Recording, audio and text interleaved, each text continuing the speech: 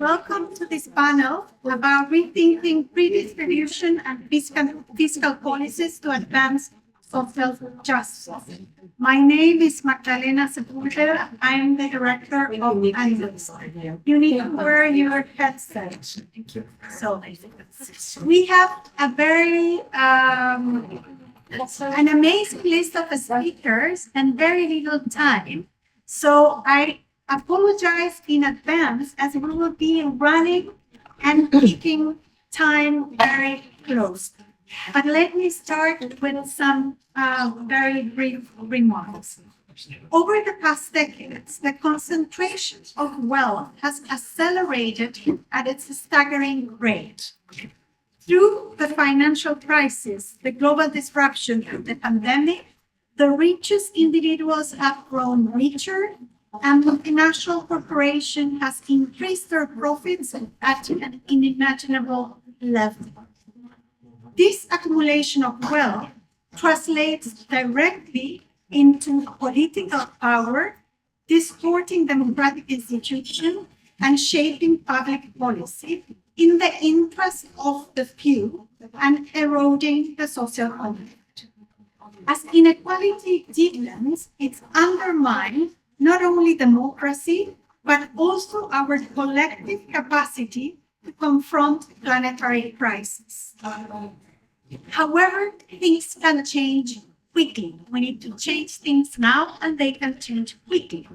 For example, the goal for taxing the super rich, that was a very marginal idea, has now been at the center of the political stage. During the G20 presidency of Brazil, they put the topic at the center of the discussion. The same has happened with taxing multinational corporations. And this is what we would like to discuss on this panel. So, ideas that might have sounded radical at the beginning now have been put at the center of redistribution and post-distribution of fiscal policies. With that, I'm going to pass on to Patricia Blanson, head of the Secretariat of NETRIGHT, for her introductory remarks. Your Excellencies, distinguished guests, and co-organizers, I bring you greetings from the Network for Men's Rights in Ghana, a feminist and economic justice advocacy network, with a membership of 180 organizations and over 300 individuals across Ghana, working to promote gender perspectives in policies, programs, and processes, and advocating for integrative policy reforms from a gender perspective. Social justice is rooted in gender justice and recognizes the human rights of women and girls, while prioritizing the sustainability of life over capital, safeguarding and enhancing public services, and efficient public service delivery. However, in the pursuit of mobilizing domestic resources, tax systems often fail to address implicit biases towards worsening inequalities through regressive taxation. These regressive taxes disproportionately burden women, particularly those in the informal sector, who already face income insecurity and limited access to social protection. Women who dominate the informal economy and are often the primary caregivers face a double burden of taxation. The lack of gender disaggregated data and gender impact assessment on taxation results in policies that worsen gender inequality and limit women's access to economic and social opportunities. A gender-blind tax system is, by extension, an unjust system. This provision perpetuates inequalities in access to productive resources, limits women's participation in formal economic spaces, and constrains progress towards SDG5 and SDG10. To achieve a more equitable and inclusive tax regime, reforms must look beyond addressing explicit inefficiencies and equally address any implicit biases. It is critical that taxation and fiscal policy making look beyond revenue targets to look at who pays, who benefits, and whose work remains invisible. As a feminist network, NETRIGHT work seeks to address these issues by advocating for wealth taxes, eliminating regressive policies, and advocating for a tax system that supports gender equality and public services. Fiscal policy reforms must be centered on a gender-equitable, fairer and progressive tax regime embedded in human-centered, rights-based, and pro-poor approach. Thank you.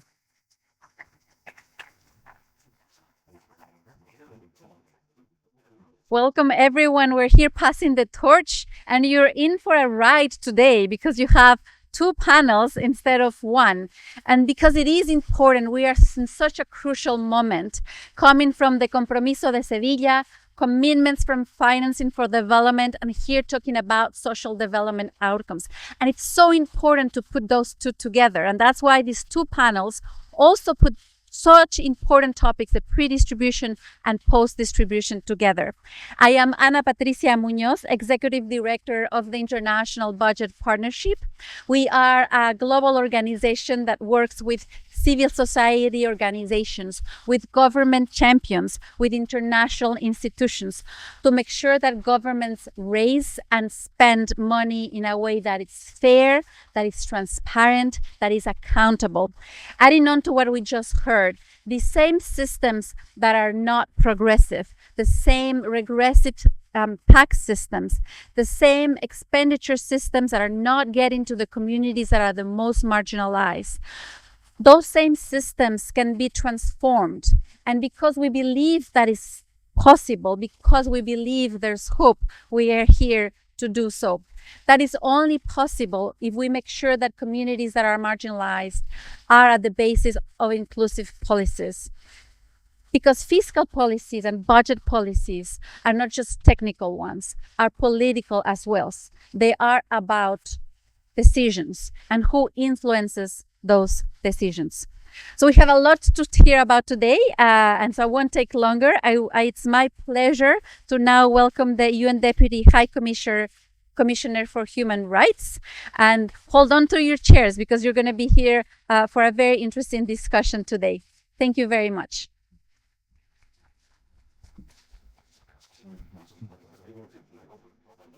Thank you, Ana Patricia. Thank you to the organizers, and a really warm welcome. Thank you to all the partners for bringing together such a diverse and inspiring group of experts and speakers. I'm here really to remind of a couple of things. The economy can be a tremendous lever of social justice, but how? When states invest in all human rights. I mean, civil, political, economic, social and cultural rights, then we can advance equality and inclusion for all. Concretely, rethinking pre-distribution and fiscal policies when human rights are at the core is key to creating those societies that we aspire to, that are rooted in fairness, in dignity and opportunity for all. Because we can that way understand root causes, we can reinforce human rights as part of the solution. In practice, this means that states can adopt a range of measures, whether it's tackling discrimination in the job market, expanding access to skills training, implementing progressive taxation, and much more. And I really look forward to today's session to explore these and other actions. It's crucial for that to happen that states ensure free and meaningful participation of all people in the design and implementation of relevant policies, especially those most affected. And I mean women, as we already heard, and historically marginalized groups. These are not technical issues, they are political, as we just also reinforced. Participation is not just a key component of the right to development, it is essential to the building of trust between people and the institutions that serve them.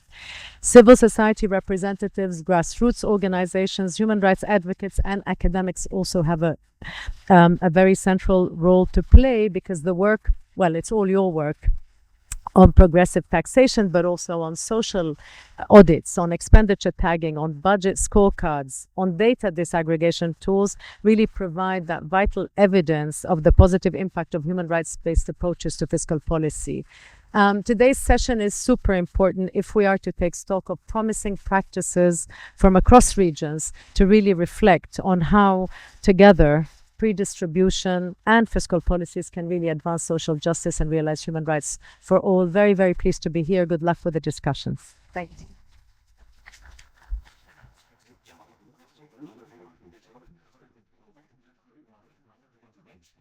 Thank you very much. We're going to move now to the panelists.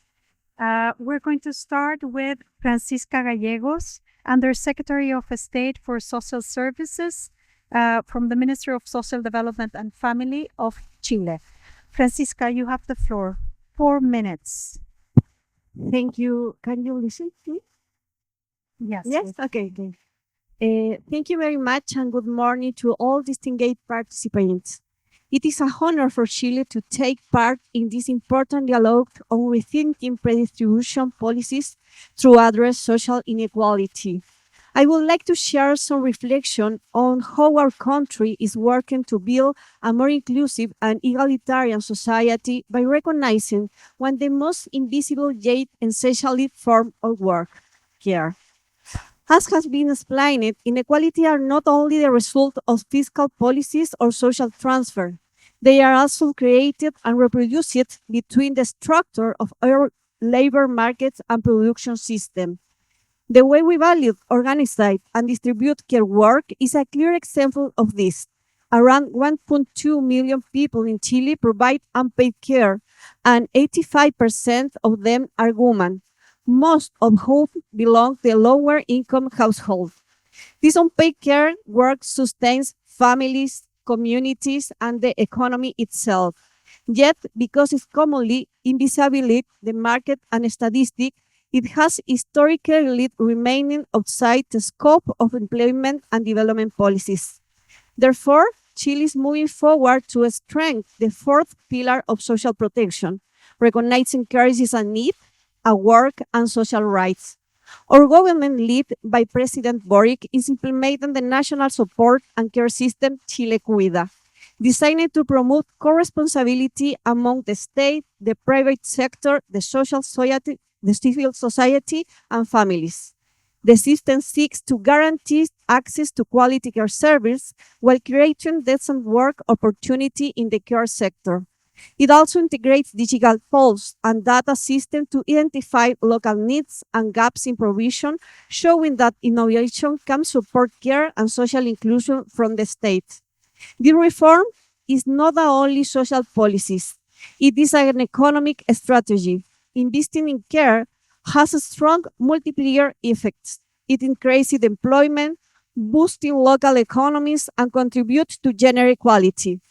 Studies by the ILO show that the care investment can generate millions of jobs globally, and our national evidence confirms this potential in the Chilean context. According to a UNDP study for Chile, strategic public investment in the care economy could generate more than 180,000 new jobs between 4 years. However, we are fully aware that this is only the beginning. The structural transformation we are seeking requires aligning labor, industrial, and social policy to promote decent work and equality objectives across all the sector. We are convinced that this cannot be achieved by national policies alone. International cooperation and global governance reform play a critical role. In this regard, Chile strongly supports the discussion under the Global Coalition for Social Justice and the Decade of Care led by the ILO and UN Women. To conclude, the experience of Chile shows that the care policies are not peripheral, but redistribution mechanisms can be reshaped the foundation of our economies. By investing in care, we are not only addressing gender inequality, but also creating conditions for fairer, more resilient, and human-centered model of development. Thank you.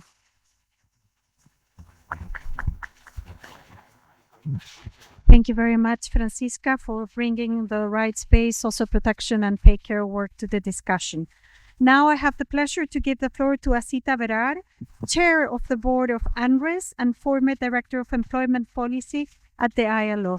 Asita, you have the floor. Thank you very much, moderator. Good morning, everyone, and very happy to participate in our discussion today. In my 4-minute speech, I wish to focus our thoughts for rethinking redistribution, in particular from the angle of jobs, employment, decent work, a major plank of the summit's goals and the Doha Declaration, as we just heard. I apologize in advance for the headline style, but this is in the interest of time. But if you want a lot more analysis, it's available in this policy grid produced by Chef, available at the back of the room. First thought, why do we need to rethink redistribution? The objectives of the summit are the same as 30 years ago.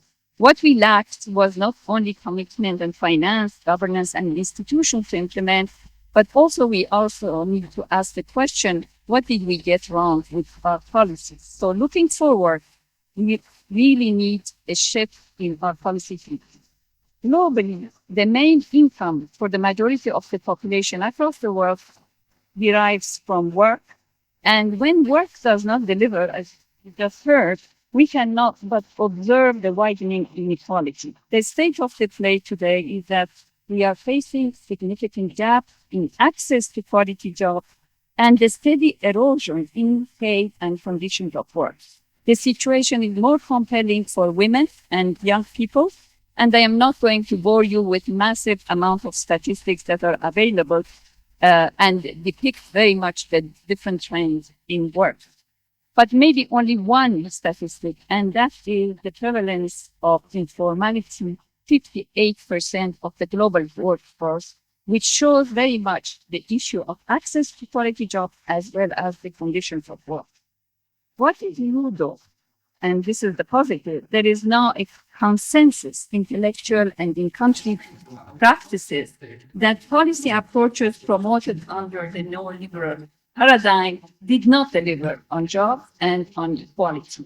So rethinking redistribution is required because we can no longer take for granted the virtuous cycle of growth that leads to job creation, that leads to redistribution of productivity gains, and therefore social progress, what has been referred to as the European social model. The second emerging trend, and that is also more interesting than the diagnostic, is the renewed thinking around the industrial policy that is happening simultaneously in the global north and global south on the role of the state to steer economic and investment strategies and how governments proactively can shape, orient the development process. Taboos around industrial policies have fallen, and we have seen a U-turn actually in conceptual thinking around these issues. A third thought or proposal, therefore, is that now we need to reconstruct how industrial policy, quality job creation, and reducing inequality can be systematically integrated. There are a few successful historical examples, but what we need now is a lot more research and in particular policy experimentation on these new frameworks for industrial policy that will address and embrace the informal economy, not bypass it, that takes heads on the new technological realities by providing public digital infrastructure, establishing a level playing field for innovation, competition, and productivity growth, as well as governance, focusing on long-term institutional development, skills development, and continuous cycle of learning, accumulation of this learning from successes as much as failures, and driven and nurtured, this is a very important thing, by local realities and objectives and by priorities. We obviously, fourth idea and the final, we need international cooperation. We need international frameworks that support such a vision of industrial policy and job creation. Much has been said in previous summits. Let me not repeat those on financial architecture, but I would like to insist on one aspect of international cooperation that we need to deepen and expand, and that is between academia, think tanks, research institutes, to accelerate this growing thought and research movement that we are witnessing both in the global north and global south. And hopefully this could be also starting a dialogue, critical dialogue amongst themselves that maybe find a new way of transcending the geopolitical divides that we are seeing today. Thank you. Thank you very much, Sita. Now I have the pleasure to give Foundation for European Progressive Studies. Maria Joao, you have the floor. Thank you very much. I'm speaking as a president of FEPS, a Foundation for European Progressive Studies, a foundation located in Brussels to support the European Union policy making.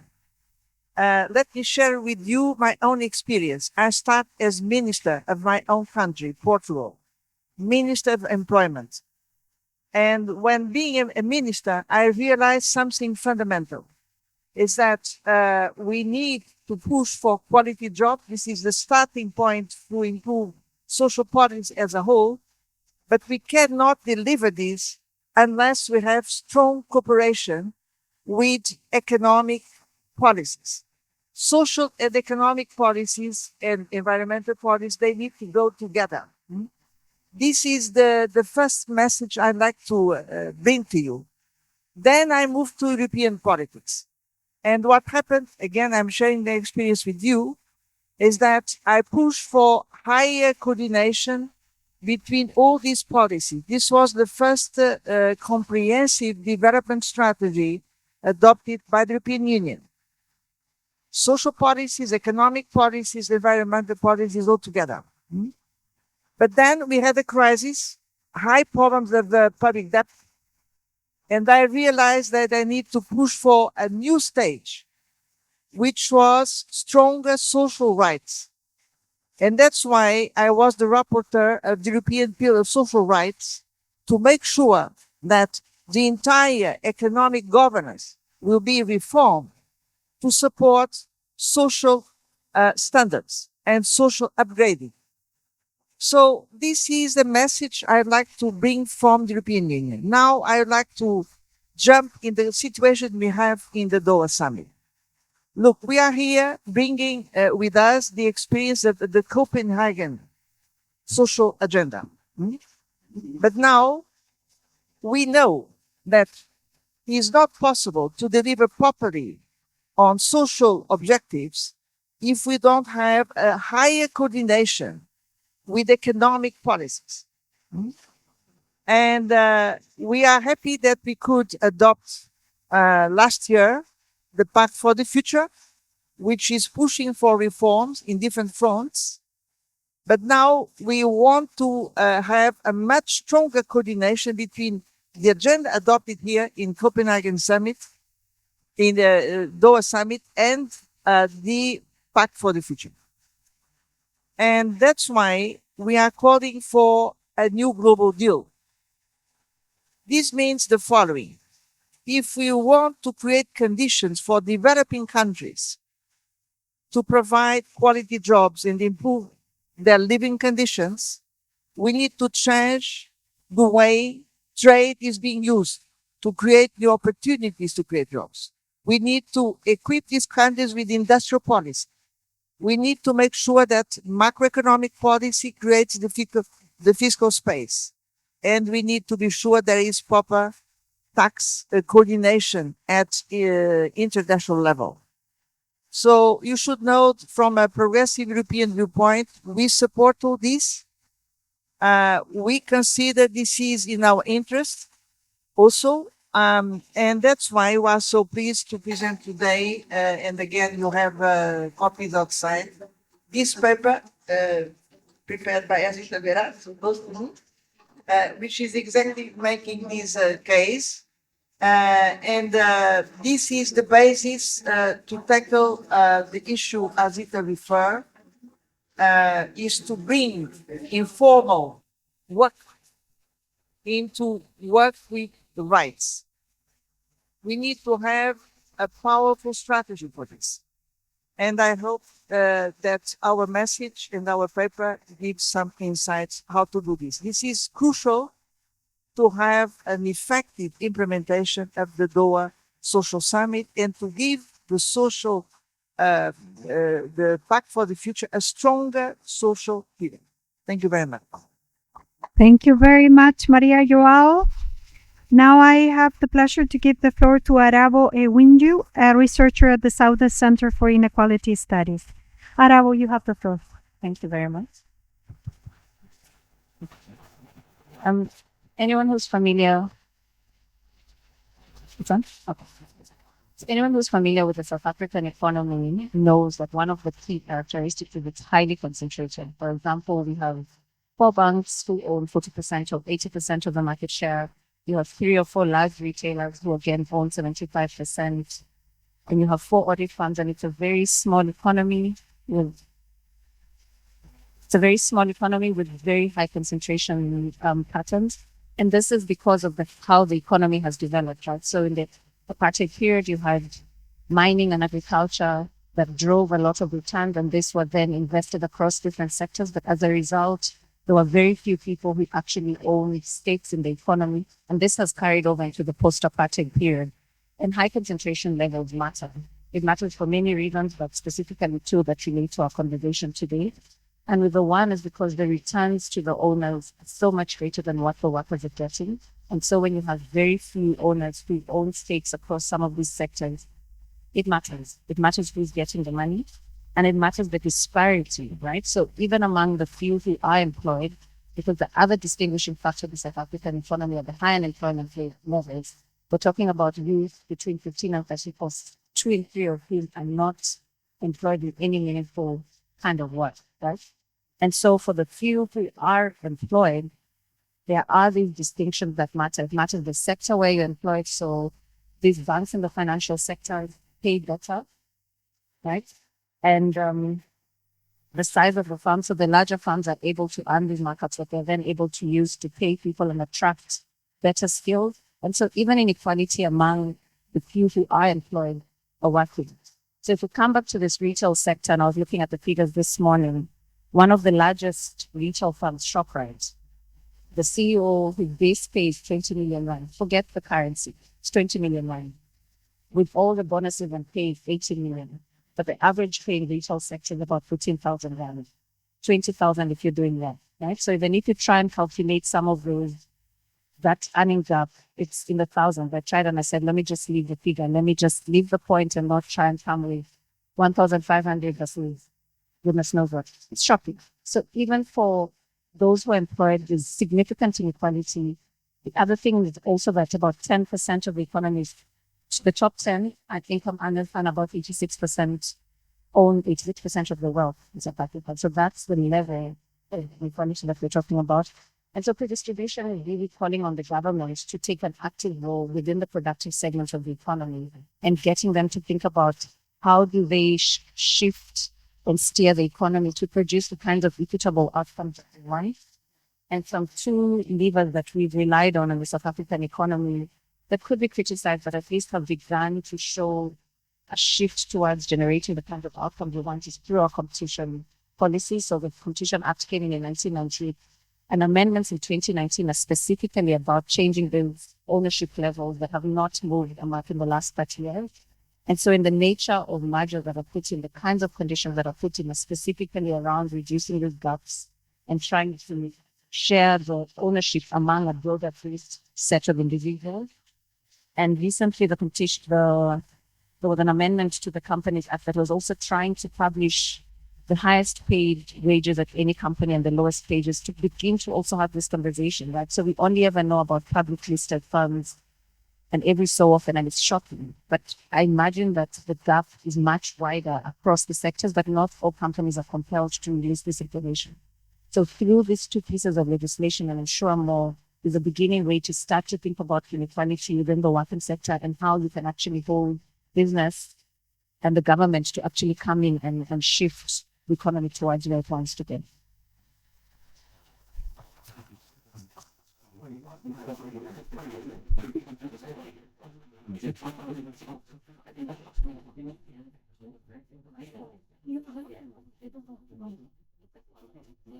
Thank you, Magdalena, and thank you all for being here.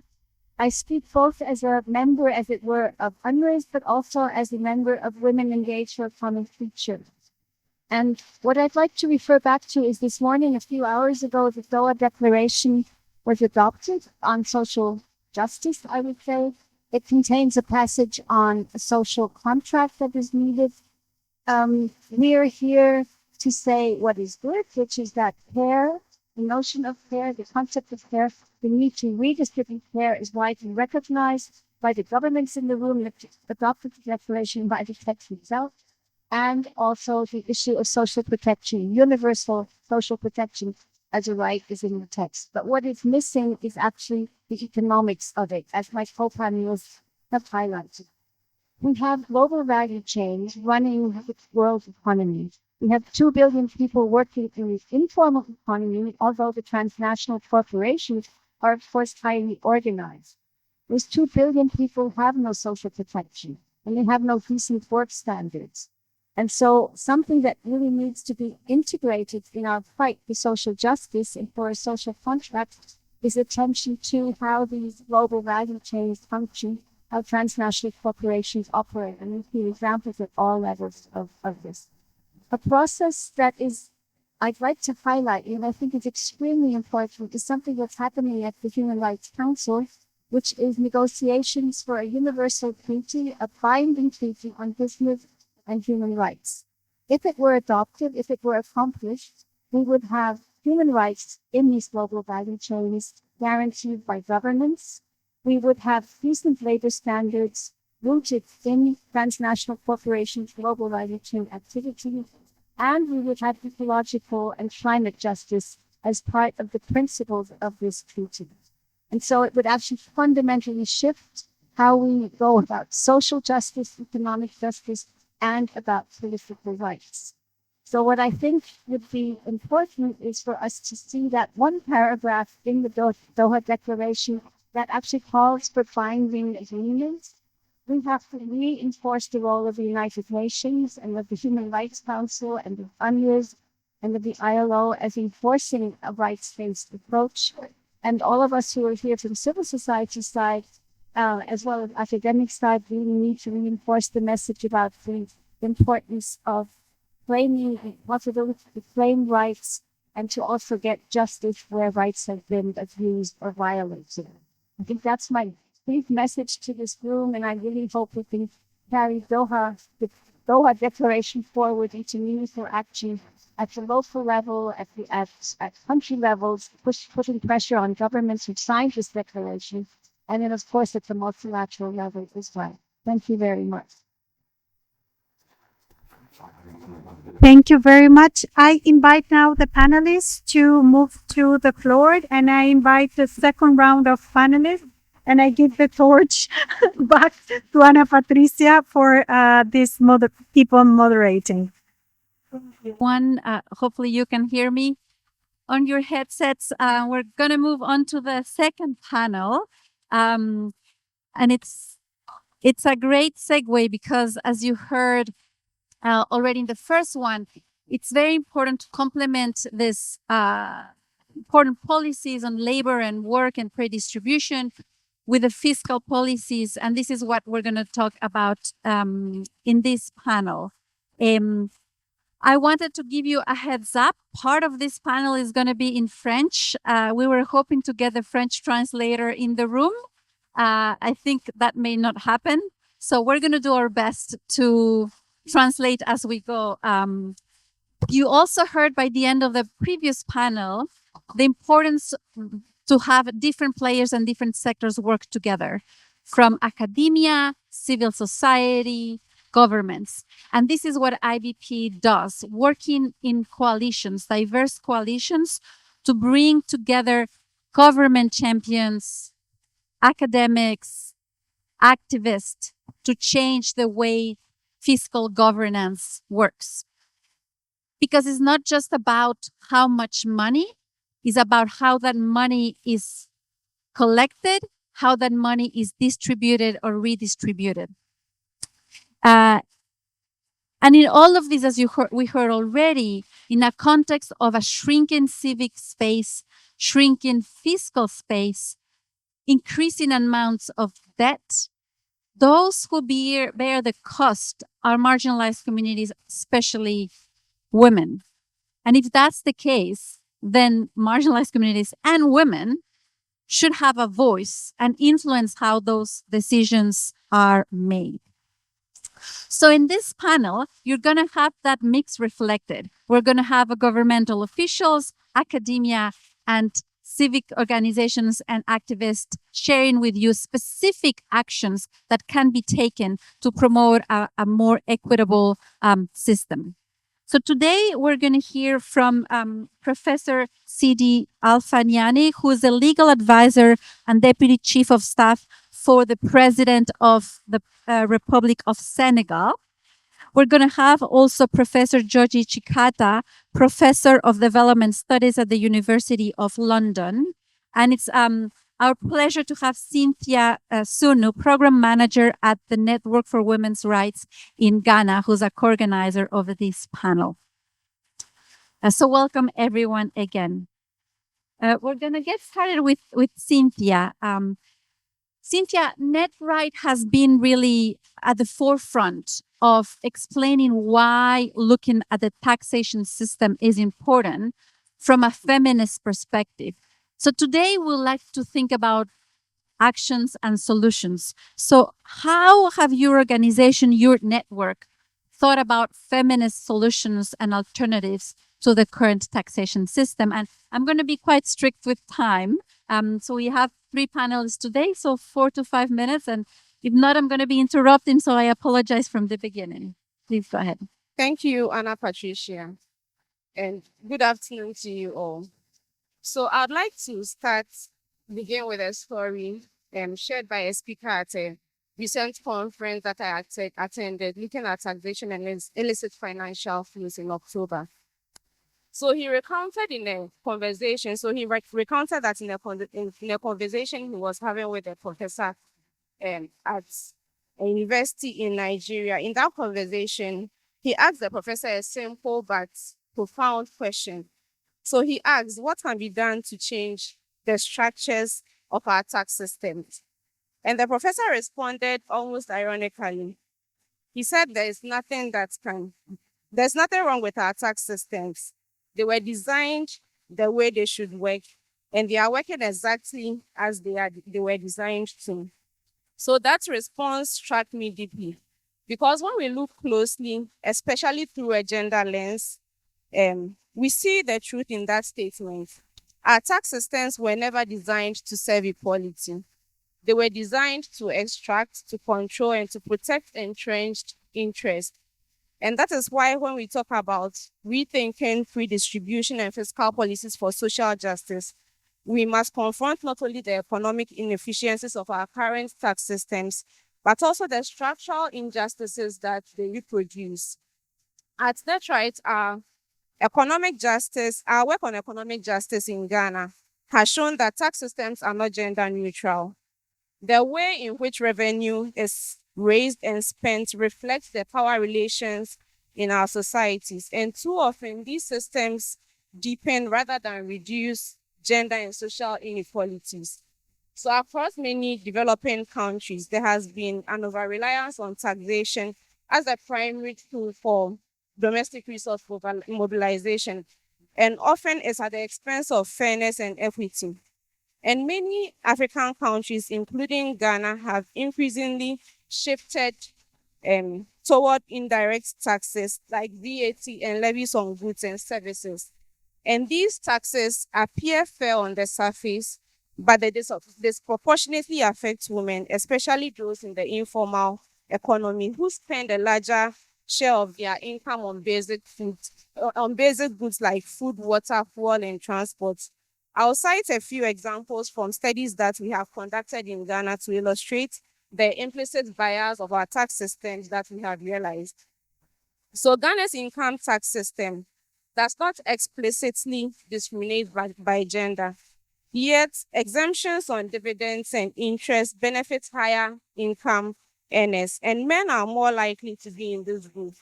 Similarly, when you look at personal income tax reliefs, such as those for aged dependents, they provide equal deductions to women and to men and women.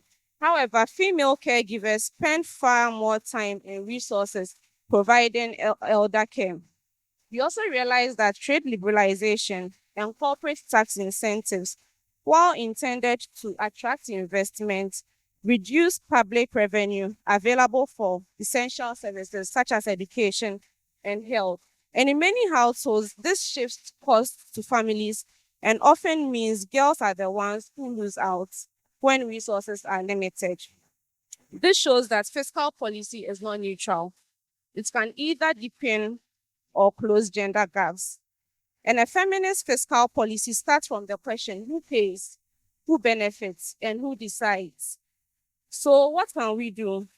We need to begin to raise revenue more responsibly, ensuring that the burden does not fall disproportionately on women and vulnerable groups. We also need to maybe begin to introduce affirmative fiscal measures, such as thresholds or tax reliefs for vulnerable groups, women in the informal sector, persons with disability, and low-income workers. We also need to begin thinking about complementing our tax reforms with social interventions that ease the care burden and promote women's participation in the economy. And from NETRIGHT's experience, pushing for these reforms requires women's movements to position themselves as economic justice actors, building their expertise in economic governance. For too long, fiscal policy has been treated as technical, as a technical space reserved for just economists. And women's movements need to continue developing feminist economic literacy. This means understanding how budgets, tax policies, trade agreements affect women differently, and using that knowledge to influence policy debates. We should also push for data and evidence, particularly sex disaggregated tax data, to show the real impact of fiscal policies on women and marginalized groups. Thank you. Thank you very much. And now we're gonna walk from Ghana to Senegal, and so we're gonna hear also the perspective from the government. And what is key also, as one of the research from the International Budget Partnership has shown on budget credibility, is that even when funds are allocated in the budget, there is a gap of either underspend or overspend. And this may not be a surprise for you. The underspend happens more often in sectors like healthcare, gender, sanitation, where women are mostly affected. So again and again, we see these layers. And that's why it is very important to hear from the government perspective what can be done. So I'm going to switch now to French, because we have here the minister and senior advisor for the president in Senegal. Monsieur le ministre, je vais parler maintenant en français et je vais essayer de traduire à la fin. Donc, vous venez du monde académique, vous êtes un professeur encore, et aussi maintenant vous travaillez au gouvernement. Donc, ça serait très intéressant d'écouter votre pensée, votre perspective en toutes choses. D'abord, pourquoi c'est important d'avoir la participation citoyenne et de la société civile en général pour que les gouvernements prennent des meilleures décisions de dépenses publiques. Et ensuite, spécifiquement pour le genre et une perspective de genre et féministe, si vous voulez, quels sont les spécifiques, comment est-ce qu'on pourrait traduire ça dans les activités spécifiques de dépenses publiques dans le cas de Sénégal? So we would like to hear, because we have someone who comes from academia and is also now advisor to the president. So to hear in general why it's important to have participation from civil society, and more specifically, why specific actions in terms of social expenditures can be put in place to have a gender perspective in those. Allez-y, s'il vous plaît, 4 minutes. Merci, Anna. Je dois être le Non, seul c'est le même, ouais. C'est le même, Yeah. d'accord. C'est eux qui vont pouvoir l'entendre pendant le Ok, truc, d'accord. oui. Je dois être le seul à parler français.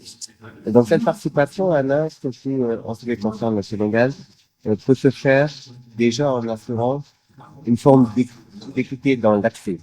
Pour corriger les désavantages structurels qui existent entre les groupes marginalisés. Je pense là aux femmes rurales, aux jeunes filles non scolarisées, aux personnes en situation de handicap et aux travailleurs du secteur informel. Ça passe également par une meilleure autonomie économique, une redistribution équitable des ressources productives est essentielle à l'égalité réelle, à la propriété, au financement et à l'emploi décent. Je pense également à une meilleure participation, une meilleure représentation pour permettre à ces groupes vulnérables, ces groupes marginalisés, de participer davantage aux politiques publiques, au processus de prise de décision. Donc, l'intégration des femmes, des groupes marginalisés, des jeunes, etc., passe également, à notre avis, au Sénégal, par certaines réformes, des réformes juridiques. Par exemple, en 2008, il y a eu une réforme fiscale qui a accordé l'autonomie fiscale aux femmes mariées. C'est important. Il y a eu la loi sur la parité en 2010 qui fait aujourd'hui que 43% des membres de l'Assemblée nationale représentent des femmes. Passe également par des politiques publiques. Dans tous les ministères au Sénégal, il y a une féminisance qui a été mise en place et des programmes sociaux, économiques, comme des bourses de sécurité familiale, couverture maladie universelle, etc. Et, et plus spécifiquement, pour répondre à votre deuxième question, comment le genre... Je peux traduire rapidement? I'm going to try to translate very quickly in 30 seconds. Sorry, I'm not a translator, but I'm doing my best. It's important to pause for 1 second. So a few things that the minister mentioned, which is talking about the structural problems of inequalities and exclusion, including looking at women and rural areas, disability, informal workers. So it's not just about fiscal policies, it's about looking at the structural barriers. Importance of the economic autonomy of these groups, and also representation in public policy. And he mentioned some specific legal reforms taking place in Senegal to give more access to women, including the autonomy for fiscal autonomy for women who are married. And that now the National Assembly has 33% of women there, and every single ministry has rules that allow women to be actively participating. And now he's going to turn into specific actions for more participation of women in public policy. Allez-y. Et comment tout ça se traduit dans le budget? Juste un exemple. Dans la loi de finances initiale pour 2026, on voit une place importante qui est accordée aux femmes, aux jeunes filles, aux personnes handicapées, au secteur informel, à travers des politiques publiques de renforcement de l'autonomie des femmes et des jeunes filles, le fait de favoriser la pleine inclusion économique et sociale des personnes en situation de handicap, de formaliser le secteur informel. Par exemple, il est prévu une échelle de contractualisation de 1 million de personnes du secteur informel d'ici 2034, etc. Et juste deux exemples chiffrés pour montrer à quel point les groupes marginalisés sont pris en compte dans le budget. 1677 milliards de francs CFA concernent les autorisations d'engagement pour les questions de genre, les questions de groupes vulnérables, des jeunesses, des jeunes femmes non scolarisées, et plus de 900 milliards en crédit de paiement pour tout ce qui est projet qui intègre la dimension genre au Sénégal. Ça, c'est important. C'est important aussi de dire qu'il y a un appui agricole assez important à hauteur de 12 milliards et dans l'enseignement supérieur également des objectifs pour atteindre la parité dans l'enseignement supérieur. Donc voilà quelques exemples en termes de budget de ce que le Sénégal compte faire pour renforcer. Et juste pour comprendre si c'est grand ou petit, parce qu'on va pas nécessairement comprendre les chiffres. Et c'est un pourcentage qui existait déjà. Non, c'est une augmentation. C'est une augmentation à peu près combien de pourcents ou pour le budget 2026 à peu près de 15-20%. 20%. C'est important. So very quickly, this has to be translated into budget allocations. So he's mentioned a list of things that are in the current budget for Senegal that are specific to address gender disparities and issues like access to education and agriculture and informal sectors, including the hope to include 1 million people from the informal sector to the formal sector. More or less, he says, this is about an increase of 20% in the budget dedicated to these budget lines. And again, looking at all aspects of it, including parity in education and informal sector. Merci beaucoup, monsieur. Thank you very much.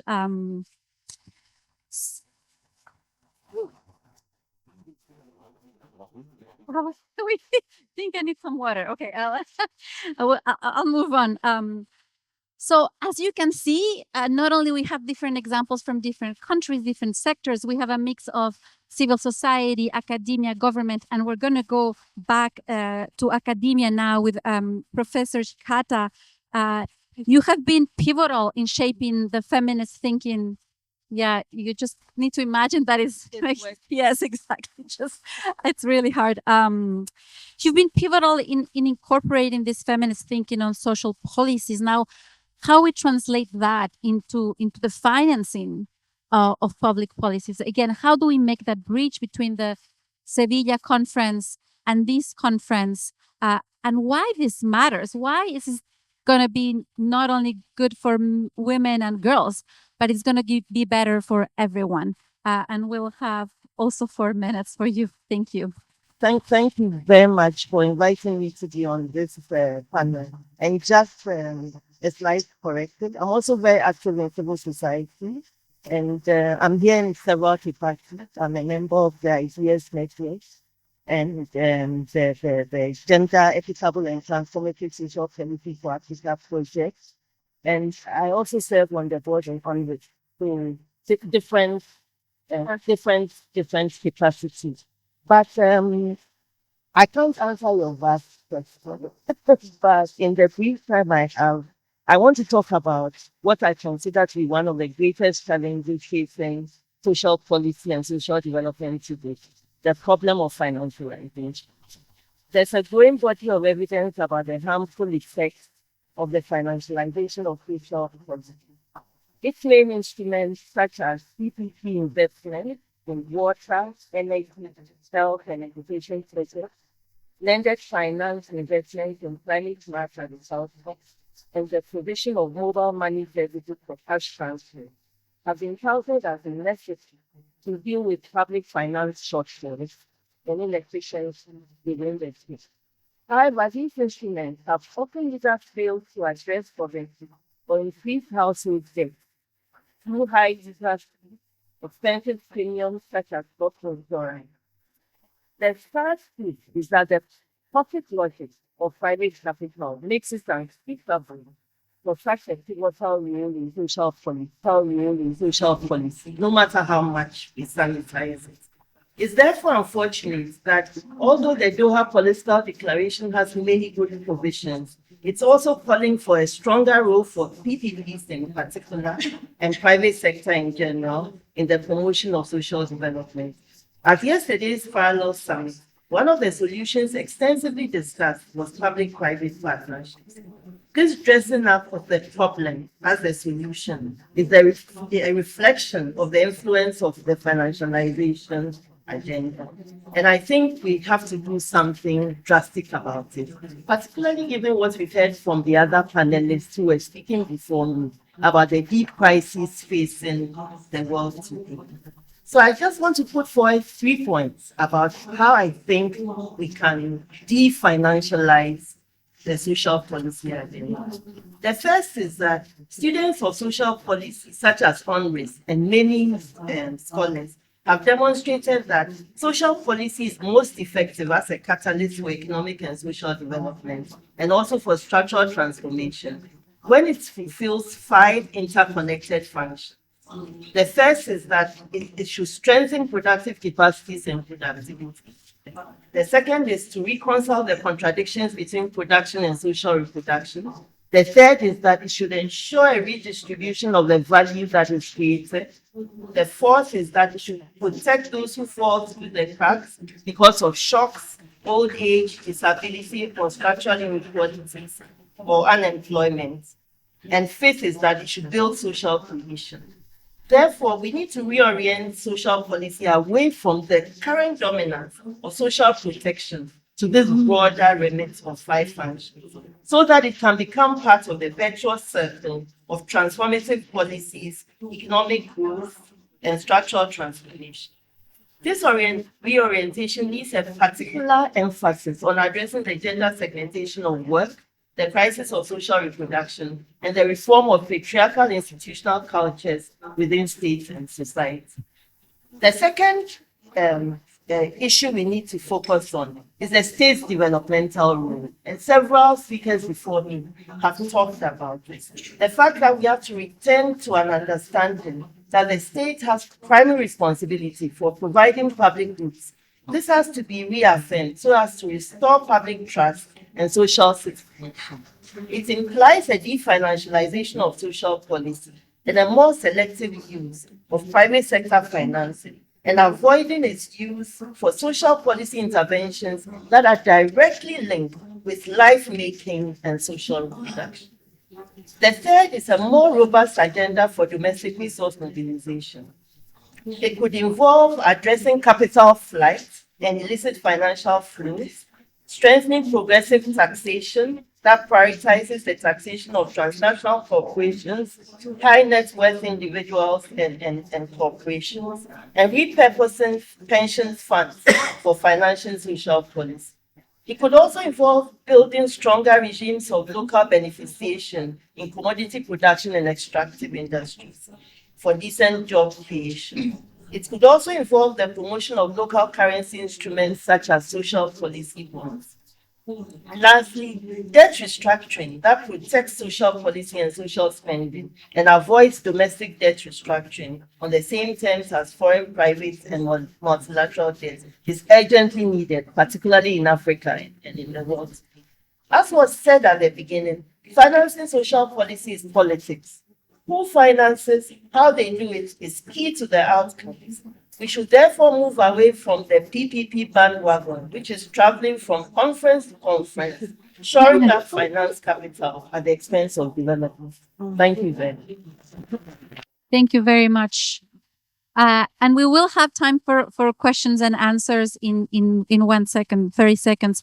It's important that you mentioned both the complexity of instruments and ideas that are put in place, and unfortunately, including in climate finance, with a blended finance and public-private partnership, and with debt, with contingent liabilities and subnational debt, and different kinds of bonds and facilities, which unfortunately are many times very opaque, that do not lend to a accountability ecosystem that is important. Just to give you an example, there's one country in South America where we speak mostly either Portuguese or Spanish, where the documents for the debt were only in English. Pretty much like today's conference, that if you don't speak English, then you are you are in trouble, which is problematic. So this link to debt is very important. So just to give an example, Nigeria has one of the highest maternal mortality rates. The debt service, just the service, was 6 times higher than what is invested in healthcare. And we can change the name of the country and replace it by many of the countries in the global south. So it's very important to keep that in mind and mix those two worlds, if you will. In the Compromiso Sevilla, so much talk about domestic resource mobilization and debt. And that has to be translated to the conversations we're having here. So we do have time for 10 to 15 minutes of participation of all of you who bring a wealth of experience and information. And here I would like to invite you to ask questions for both panels. And so I'm going to step out of this seat. I'm going to try to moderate this section as well. And I will ask our previous panelists to please, if the question is directed to you, to stand up from your place or come here if you want to join. We still have a couple of seats here left. So I'm going to take a couple of questions or comments, very brief, please, from the room, and then we're going to see how we go. So Yes, I'm going to take a couple first. Please go ahead. If you could just be very brief and say your name and the organization you're coming from, that'll be great.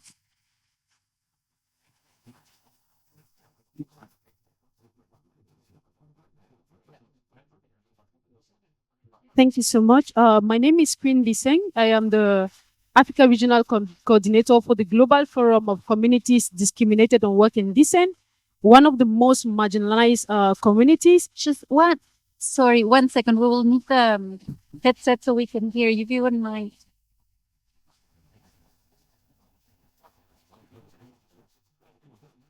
Yes. Vous avez besoin de... Non? Oh, c'est en anglais. Je suis désolée. Oui,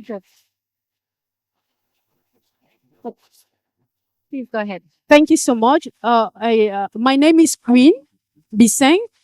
I am the African Regional Coordinator for the Global Forum of Communities Discriminated on Work and Decent, one of the most marginalized communities based on work and decent. I have a question, but before then, I want to point some few examples for you to understand my question. In Ghana, though a traditional practice known as a trokosi, young girls are given to serve as bonded laborers in shrines to pay for the atonement on the sins committed by the family members. Young women known as the Kayaye move from the north where there is drought to Kumasi, the city, to work as porters in the informal sector. They sleep in the slums of the markets because they are homeless, and they give birth in these slums. In Mauritania, young girls are sold as unpaid workers in some families, and the boys work to pay for the debts contracted by their forefathers. And in Niger, women are sold as sex workers. These communities are known as the Wahaya. I have one question. How do we concretely ensure that these communities are included in the policies, be it social, economic, or political? Thank you. Anybody specific you want to direct the question to? I had speakers from Ghana. I think so. We're going to get a couple more. Yes, please.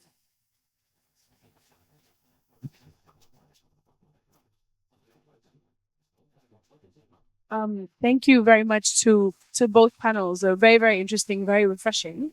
My name is Mayada. I'm from Ideas. So I appreciated obviously all of the interventions that talked about sort of the return of industrial policy, the importance of, kind of combating financialization, inequality, and so on. And I think these are definitely the conversations that we need to be having.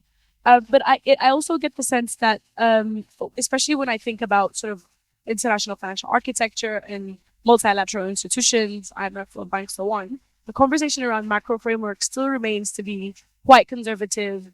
And the push is still towards macro frameworks that don't allow for any of the things that we are discussing today. And so I guess my question is, are there two separate conversations happening? And then how do we push so that, because these institutions are very influential and, especially across the developing world, given the debt crisis, they still determine to a large extent national macro policies. So how do we make sure that that conversation happens there also? And that the leadership of these institutions, including the UN, also adopts this more clearly. Thank you. And maybe our panelists can start thinking about it. Maybe if someone from the first panel can answer this question, and someone from the second panel can answer the first question that was directed specifically to Ghana. So thank you so much. One more question, if we can get in this round, please go ahead. Hello, everyone. My name is Reza Poulvaziri. I'm chair of Urban Economy Forum, Toronto, Canada. My question is from Sidi, Minister from Senegal. And we organize such important gathering globally, and we will have different stakeholders in the room. We're talking about an agenda. We adopt resolution of Doha regarding social development, and I am really curious to know which kind of commitments all the governments take after this resolution, how they want to realize this, because we have lots of different resolution in the global scale, and I'm not sure how they are able to implement those kind of resolutions in action. I'm going to translate now, so don't forget. Monsieur, ça va être une question pour vous. Représentant tout le gouvernement, non, celui du Sénégal. Mais On vient de venir de Séville, vous êtes en Séville aussi, on est ici à Doha. Il y a beaucoup de choses que les gouvernements signent et disent qu'ils font faire. Mais qu'est-ce qui se passe après? Comment est-ce qu'il y a cette traduction entre ces conférences, ces ateliers où le gouvernement dit qu'ils vont faire quelque chose? Qu'est-ce qui se passe après quand vous revenez chez vous? Et comment est-ce qu'on peut savoir que quelque chose va changer? I tried my best. We'll hear from him. Okay. So there was one more question, but we have already three. So I will go to you, after we answer this first couple of questions. So if we can be very briefly first, from the perspective in Ghana, and then we're going to turn to the second panel, to the first panel. Please go ahead. Okay, thank you for your question. So I think you want to understand the diversities of the persons that we engage, even looking at the informal sector and looking at KIAs, those affected by trophies, and how we can even bring them into these conversations.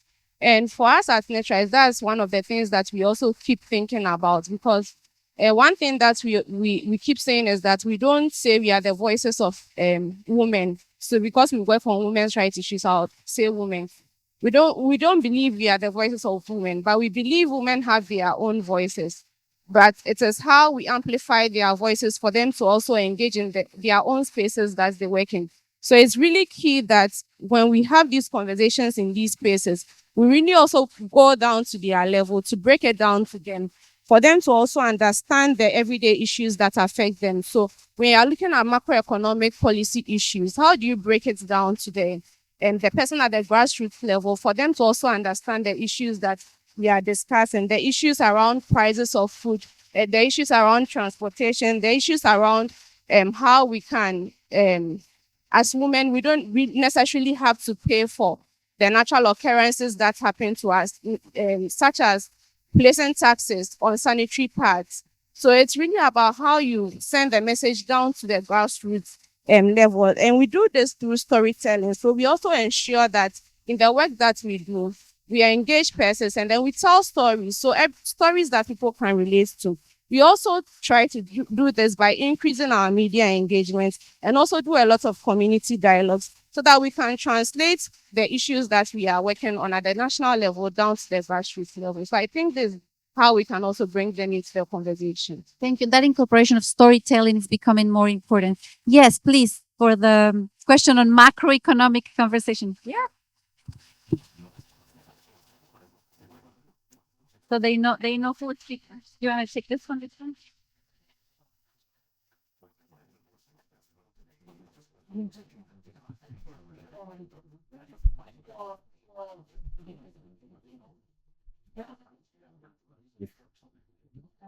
Many thanks for your question.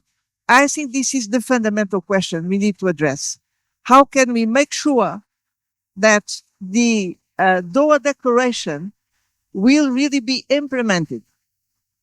Let me tell you again from my own experience. First thing is to adopt, and we did it this morning, the declaration at the highest level, committing all United Nations institutions, all the national leaders in governments. Second, to make sure that this social agenda is part of a larger agenda, the so-called Pact for the Future, where we have economic policies, industrial policies, trade, environment, and finance. Third is to have a high moment each year where we'll take stock. We create accountability of all actors. And we ask each of them, are you implementing this pact? At international level, at macro vision, and at national level and local. I can tell you this is the only way. This is building on my own experience as European politician and international politician. So this means a lot of organized work among all of us. But frankly, this is the only way. We have now an opportunity. We have a higher social agenda adopted today in Doha, and we have a larger framework, Pact for the Future, and we have the commitment that each year in September, all the stakeholders will meet to take stock and being accountable. So let's go on working together. Thank you. Segue pour votre réponse, Monsieur le ministre, justement. Qu'est-ce qui se passe après Doha, la déclaration qui a été faite ce matin? Et qu'est-ce qui se passe après pour le niveau national et aussi subnational? Merci Anna. Oui, l'idée est que à la fin des sommets internationaux, il n'y ait pas que des pétitions de principe, mais des engagements réels avec une volonté politique pour traduire tout cela. Et comment traduire tout cela? Par des réformes sur le plan juridique, des réformes économiques, des réformes budgétaires. Par exemple, après le sommet de Séville, au mois de septembre, au début du mois de septembre, au Sénégal, il y a eu un paquet de réformes sur le plan juridique, sur la transparence. Et ça, c'était un des engagements forts du gouvernement sénégalais et des engagements qui ont été respectés, que ce soit au niveau de la lutte contre la corruption. Il y a une loi qui a été votée début septembre par l'Assemblée nationale du Sénégal, que ce soit par rapport à l'élargissement de la déclaration de patrimoine, par rapport aux lanceurs d'alerte, par rapport également à toutes ces réformes qui visent à créer un climat social favorable pour attirer les investisseurs.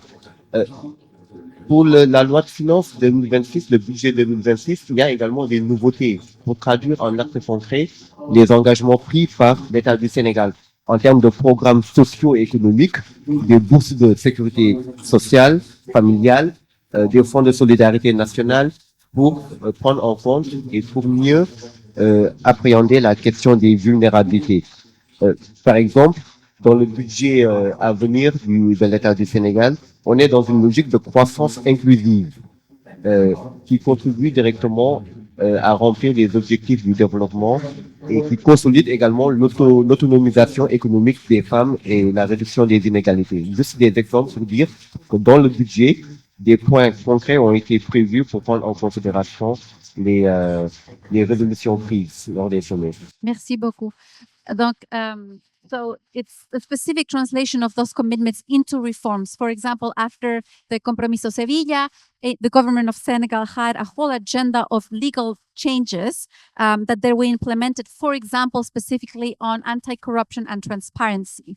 And that came specifically from something that Senegal signed during the Compromiso Sevilla. So he didn't say this, but so we'll have to see what they sign here and then we'll do it after. Je disais, donc on va voir quelle réforme de la loi vous allez faire après Doha, si vous avez déjà des exemples de Sevilla. And also that translated, that commitment from Sevilla translated in specific changes in the 2026 budget that he already mentioned, thinking about inclusive growth and not just growth in Senegal, and some subsidies to attend specific social needs. I think je pense que j'ai déjà répondu. Merci beaucoup.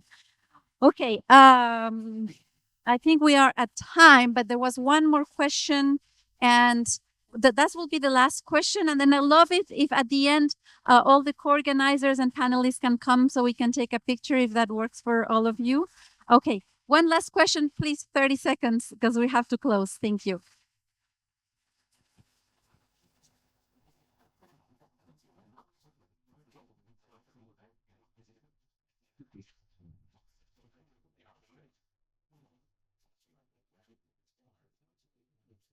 Thank you very much. It's so kind of you to give me the last chance. I was expecting to hear the critical factors that determine the distribution of finance for the marginalized peoples.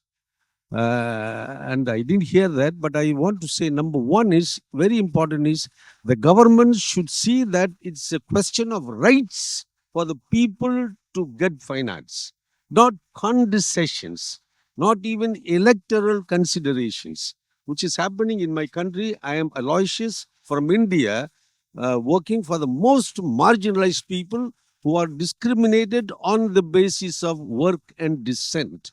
So the rights should be the factor. Number two, very well, I think a point was mentioned about the structures of inequality.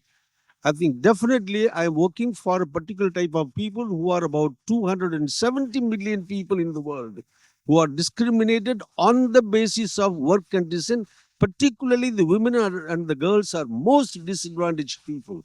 I feel very much that the Doha Declaration should take into account the most marginalized people for whom finance should be distributed very much. Thank you very much.